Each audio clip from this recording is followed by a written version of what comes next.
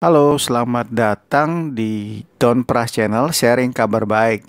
Senang kembali menyapa Bapak, Ibu, Saudara, dan teman-teman semuanya.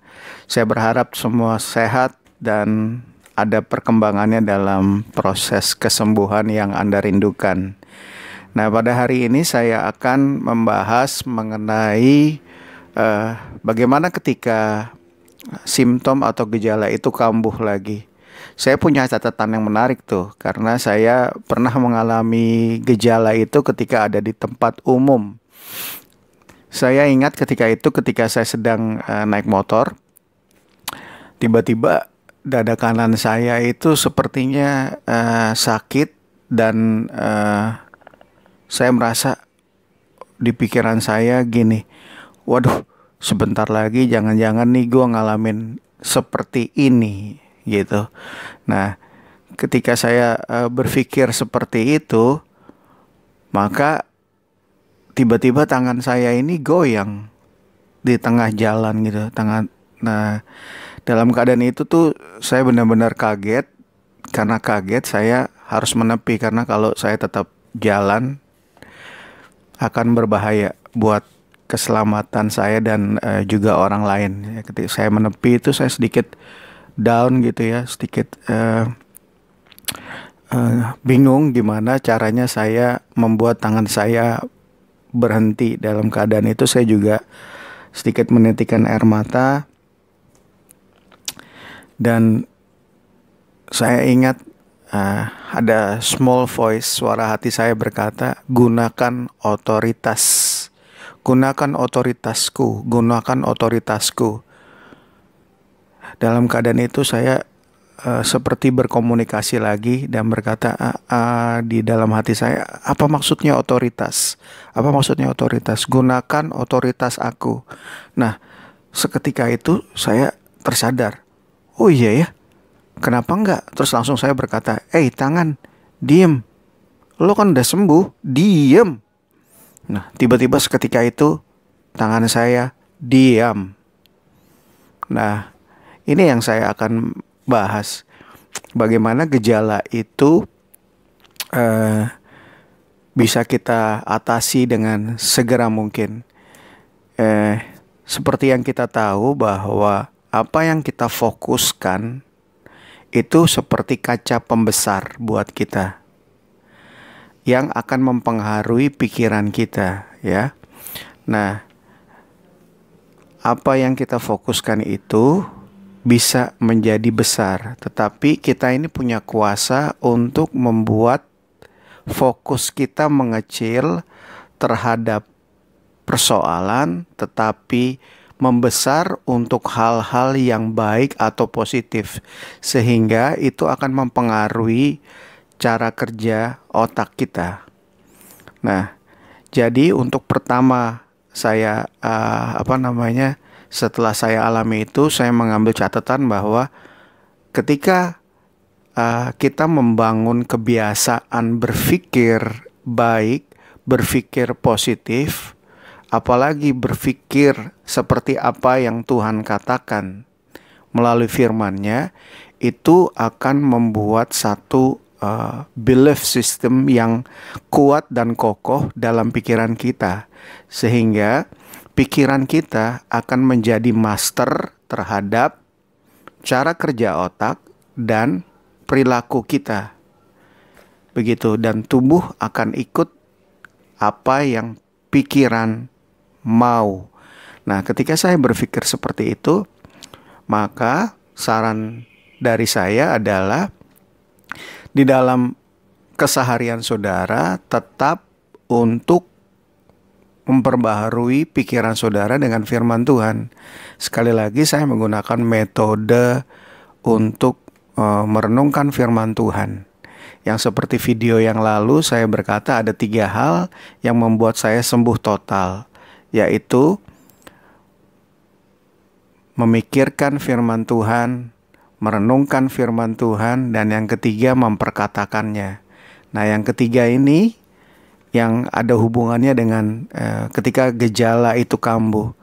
Nah, saya akan membacakan satu Alkitab karena firman ini membuat yang saya maksudkan menjadi jelas. Lukas 10 ayat 19. Sesungguhnya aku telah memberikan kuasa kepada kamu untuk menginjak ular dan kalajengking dan kuasa untuk menahan kekuatan musuh, sehingga tidak ada yang akan membahayakan kamu. Kuasa itu diberikan kepada kita ketika kita percaya kepada Tuhan Yesus.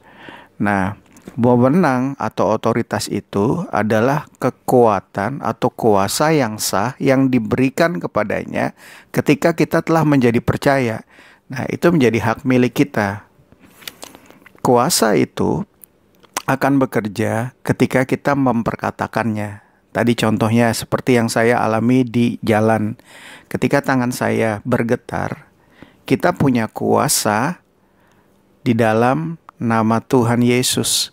Ketika kita berkata bahwa, tangan, lo diem ya, lo kan udah sembuh. Apa yang saya maksudkan di sini, ketika saya menaruh di pikiran saya tentang firman Tuhan, tentang kesembuhan yang waktu lalu saya bahas di 1 Petrus 2 ayat 24, bahwa bilur-bilurnya telah menyembuhkan.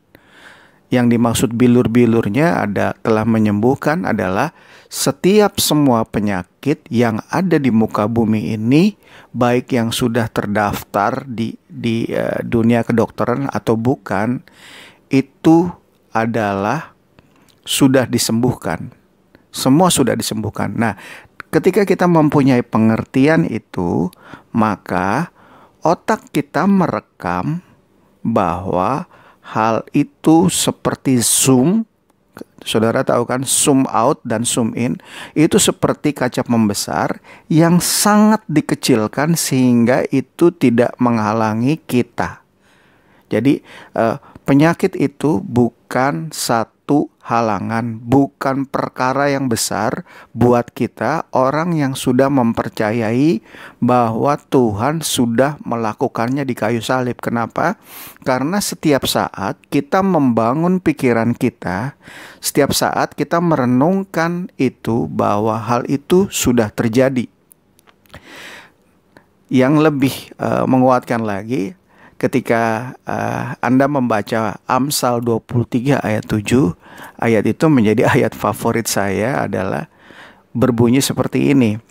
As a man thinketh in his heart, so is he. Sebegitulah manusia ketika dia berpikir. Saudara adalah seperti yang saudara pikirkan. Nah, jadi pikiran saudara itu adalah sesuatu yang sangat menentukan untuk saudara bertindak. Nah, ketika saya mendengar suara itu, suara yang ada di dalam hati saya, maka saya teringat tentang apa yang pernah saya baca atau pernah saya masukkan dalam pikiran saya. Nah, saudara kurang lebih mengerti ya.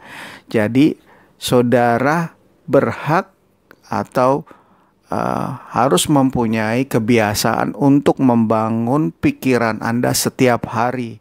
Roma 12 ayat 2, berubahlah menurut pembaharuan budimu, renewing our mind. Itu harus dilakukan setiap hari, sehingga ketika ada satu gejala, kita bisa mengontrol pikiran kita dan berkata sehingga wewenang itu terjadi seketika. Nah, ketika belief system itu semakin kuat, tidak ada lagi gejala apapun yang akan memberatkan kita, entah apapun itu situasinya, karena kita sudah membangun kebiasaan kita untuk mengontrol itu. Nah, seperti itu teman-teman. Nah, jadi ketika kita udah dinyatakan ada progres kemajuan dan tidak bergantung kepada obat antidepresan, tetapi pola kebiasaan untuk membangun pikiran sesuai dengan pikiran Tuhan itu harus dibangun setiap hari. Jadi, pikirkan firman Tuhan, merenungkan firman Tuhan dan memperkatakannya, itu adalah kunci untuk mencegah gejala yang tidak bisa dikendalikan. Oke, salam sehat, tetap optimis. Nantikan saya di video berikutnya. Top.